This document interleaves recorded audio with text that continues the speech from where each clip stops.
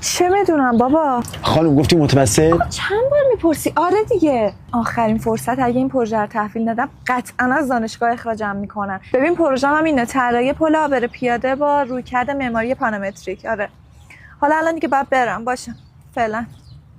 آقا باقالی میخوای بدی؟ 20 تا سوال پرسیدی. ببخشید خواستم مطمئن شم. سرکه هم ریختم. مرسی من کارتشو کشیدم. فقط واسه پروژهتون کمک خواستین من میتونم کمکتون کنم. پروژه؟ فکر با باقالی و لبو میخوای درستش کنی. نه معماری خوندم، درسم هم بد نبود، فوق لیسانس. صبر کن ببینم. پارامتریک یعنی چی؟ یه رویکرد طراحیه که از پارامترها و الگوریتم ریاضی شکل میگیره. از ویژگیش هم که انعطاف پذیری و کارایی بیشتر و سیال بودن و ارگانیک بودنه.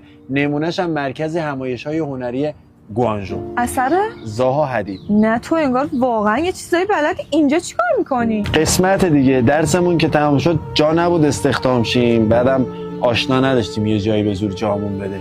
مون فقط پول که زورمون به همین دوتا دیگه رسید. الحق که تنها جایی که میشه همچین صحنه‌ای دید قطعا جامعه خودمونه. من واقعا معذرت میخوام به خاطر بی‌احترامی که کردم. خیلی فشار روم بود. نه خواهش میکنم، این چیزا دیگه واسه ما بی‌احترامی حساب نمیشه. میشه جونت. هنوز سر حرفت هستی واسه کمک پروژه؟ چشم.